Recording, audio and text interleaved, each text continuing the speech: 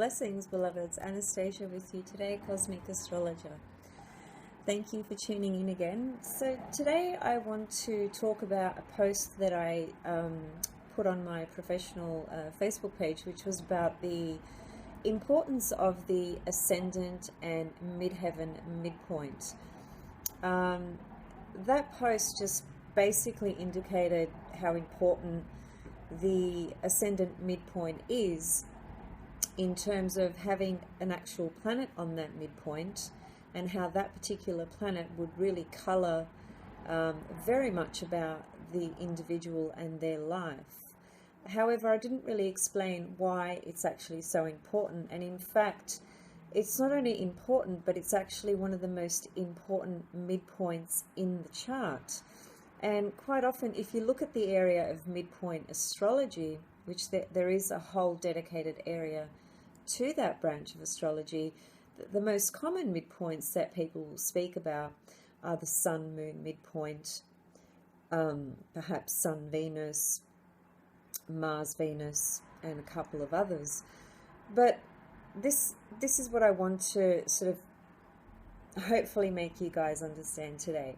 That first of all, if you were born today, or if you had a baby today, what's today? It's the 20th of December 2017.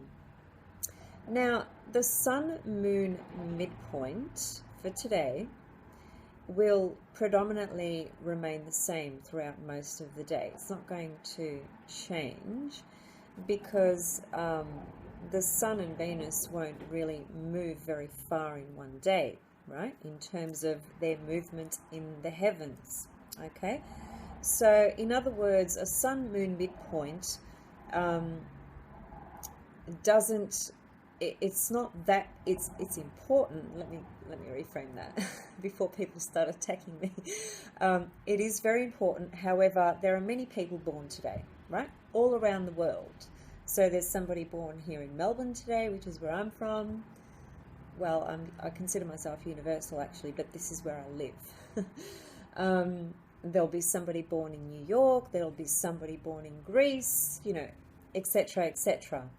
And because of the time differences, of course, throughout the world, so, you know, the time in Melbourne at the moment is 7:52 p.m. in the late evening, and in Greece right now it would be around about midday, right? So if somebody was born now in Greece, it would be midday for them. And if somebody was born at 7:52 p.m. in Melbourne, Australia, both these people would have the same Sun-Moon midpoint, right? Do you get it? Hope you do. However, the angles are going to be very, very unique for both these individuals. And when I mean the angles, this is what I'm talking about, right? So I've actually just put the angles in degrees of my own chart, just as an example, okay? So the angles are considered to be the Ascendant, Descendant, Midheaven, and IC. They're the four angles of the chart, and they are what I call the power energy points of the chart, because anything on these angles, whether it's via progression, transit, and other things, these points are the most potent points in the chart, the four angles. And these four angles of the chart, okay, are based on your accurate time of birth, okay? So I was born at 11:46 p.m., which actually gives me 2 degrees of Aquarius rising.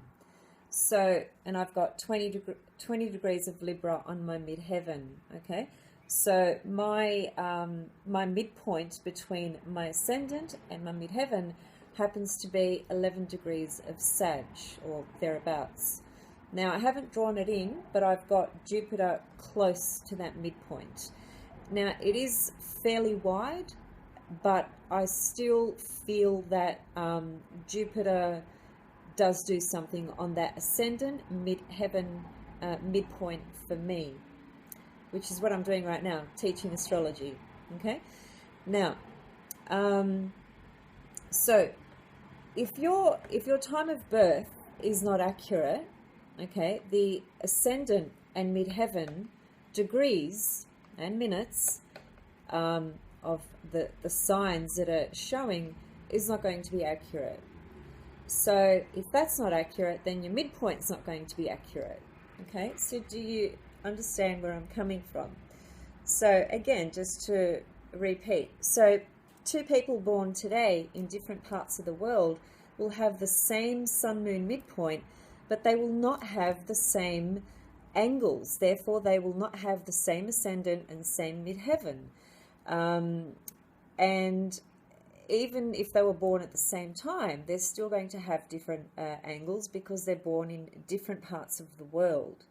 So what I'm leading to is that the ascendant midpoint, ascendant midheaven midpoint is an extremely personalized, individualized point that shows up based on your individual time of birth, of course, location, date, etc. Time of birth is a very, very crucial ingredient of the whole horoscope chart. If you don't have the right time of birth, many things are going to be thrown out of sync.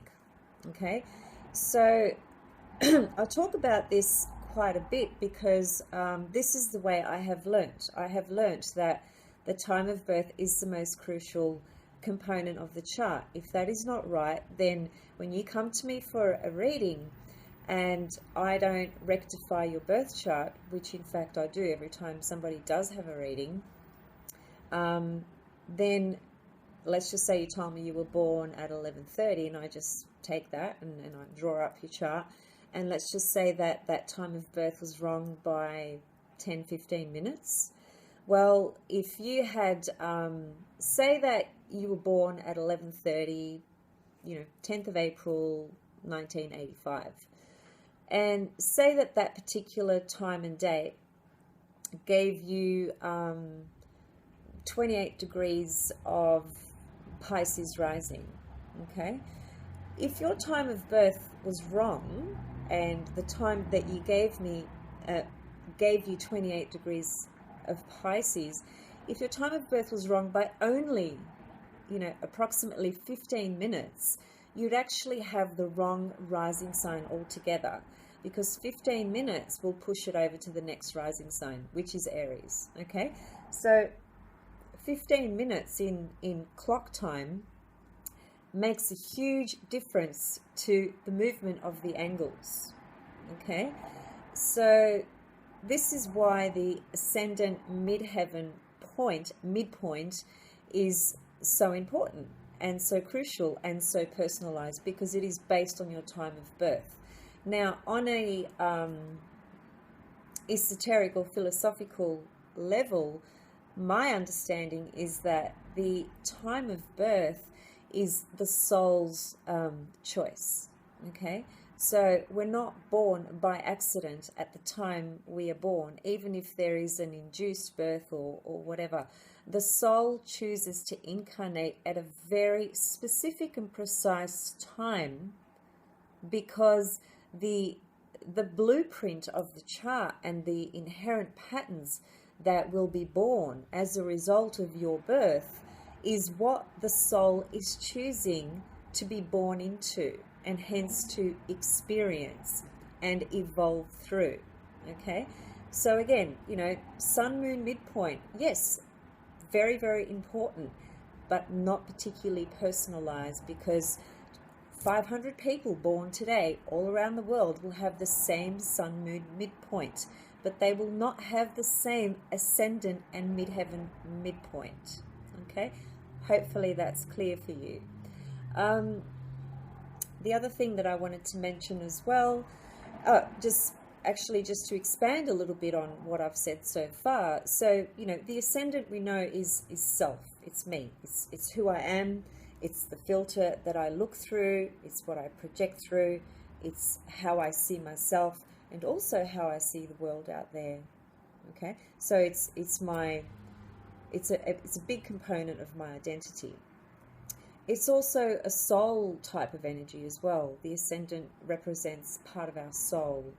And that would make sense when you think about it, if you consider that the time of birth that you chose to be born in, and if it is the soul that chooses that, then it is the soul coming through the ascendant, isn't it? So that would make sense.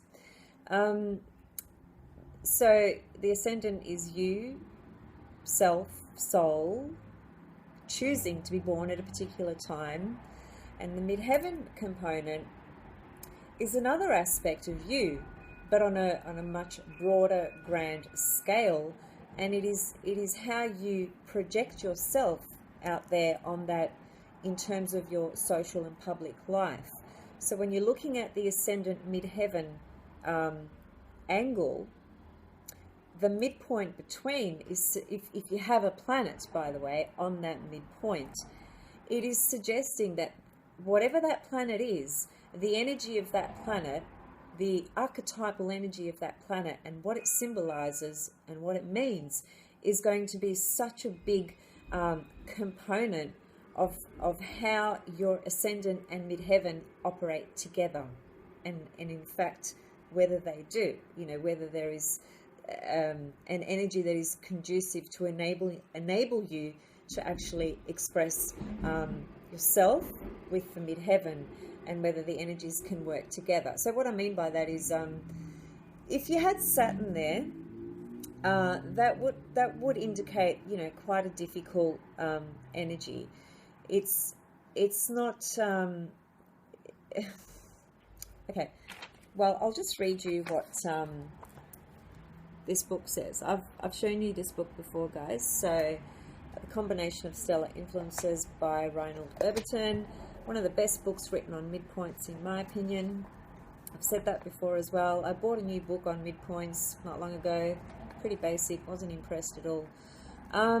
Okay, so Ascendant Midheaven. If you had Saturn on this midpoint, this is what he says.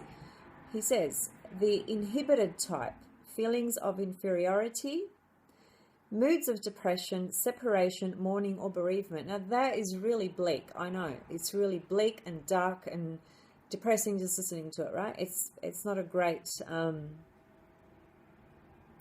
thing to hear. But I suppose on a more positive level, if you like, if you can somehow work to integrate that energy, the Saturn energy, in a well, for lack of a better word, a positive way, then it just may mean that you have to work very hard to get that ascendant midheaven component of your life working together. Anything, wherever Saturn is, and I've said this in my previous video when I talked about Saturn entering Capricorn, Saturn is always going to be indicative of hard work. We can try and make Saturn all fluffy, but at the end of the day, Saturn is Saturn. Saturn rules structure. Okay, it gives us that ability to to create structure. It gives us the backbone in our life, and Saturn rules bones. It rules the skeletal bones in the body, right? So Saturn gives us that stability and structure. But because Saturn has the components that are connected to pessimism, feeling down, feeling things are too hard, life is too hard, and it is on some level. Life is too hard. There's no question about that. But if someone's got a heavy dose of Saturn in their chart, they're going to feel the harshness of life a lot more than somebody who's got heavy doses of Jupiter. That's a fact. It's just how it is. The archetypal energies of the signs and the planets speak what they are, literally. So yeah. So anyway, if you have a planet on that midpoint, it's really going to color what you're really working at in this lifetime as well, in terms of aligning the ascendant and midheaven together, which are both components of you, but one is an inner kind of experience, you could say, and one is an outer. And how do you bring those two together? Okay, because the midheaven, which is the 10th house, it's your life path, life calling. It's, you know, what you're here to do externally out there in the world, what you're here to achieve, what your goals and dreams are, what your life path is, what you're working towards, what you are building. And the ascendant is you pushing through all that, or meeting all that, or connecting with all that. And so how do those two connect with the midpoint between and a planet sitting on that midpoint? So the person who taught me astrology, who's also one of my best friends, and I studied astrology with him, you know, many, many years ago, for quite a few years. He used to have a school called the Melbourne School of Astrology, and he's a wonderful person and a wonderful astrologer. So I've learnt, you know, probably 70% of my astro through him. Okay, now why am I mentioning him? The reason is because of this.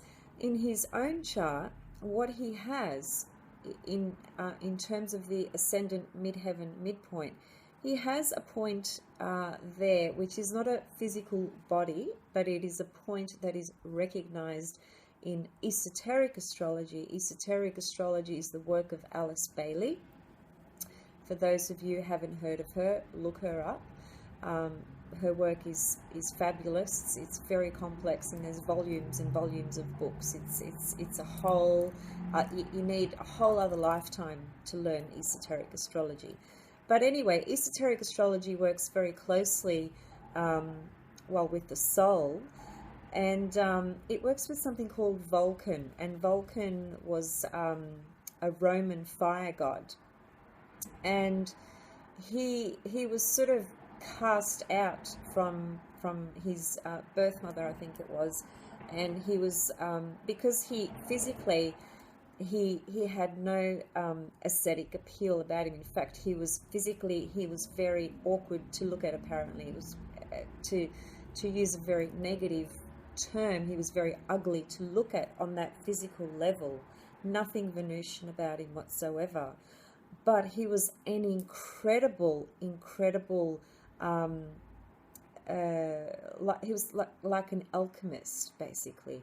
So anyway, he was thrown into a cave where he yes, Coco, where he did a lot of alchemy type work, and he was a blacksmith. So he worked really, really hard in this dark sort of cave, and he was incredible in his craft and what he actually created. But the symbolism behind him is that when someone has, now, by the way, Vulcan is in everybody's chart, and Vulcan is always pretty much conjunct the sun. It's never conjunct any other planet unless there is another planet there next to the sun. So it's always right next to the sun. Could be conjunct Mercury as well, but it's always conjunct the sun.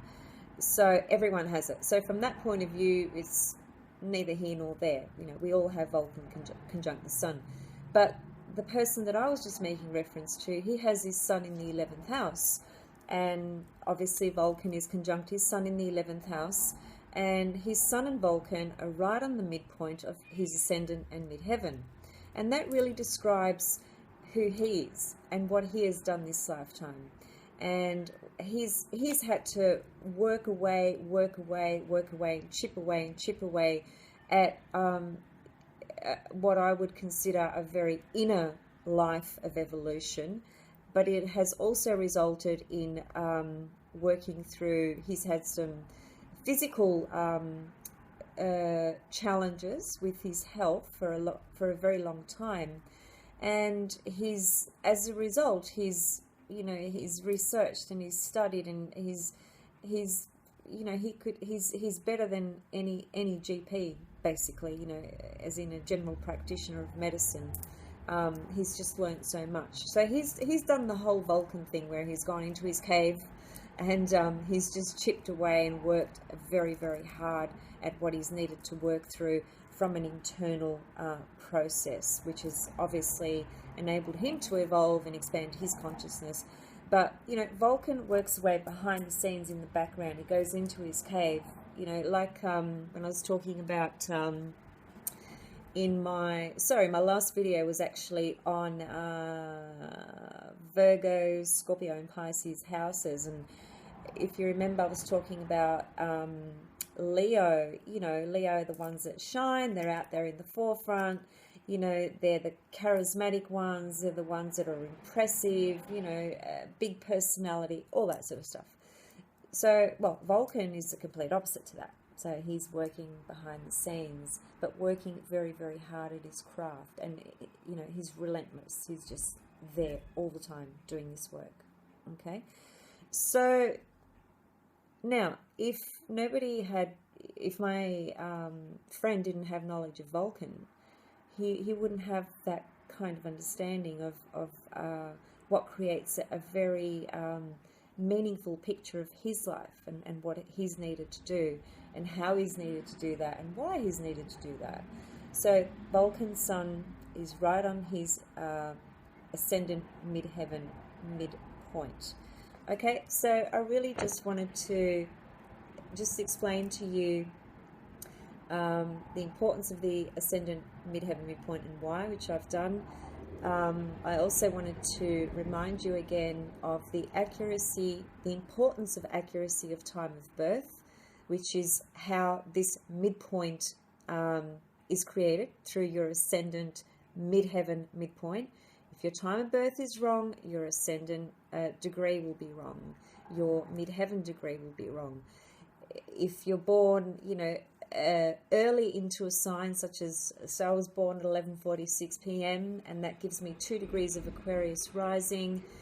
If that time was wrong and I took the clock back by about 12 minutes or so, I would have Capricorn rising, and I certainly do not have Capricorn rising. So anyway, there's just another example of 15 minutes is all it takes for you to get a completely wrong rising sign.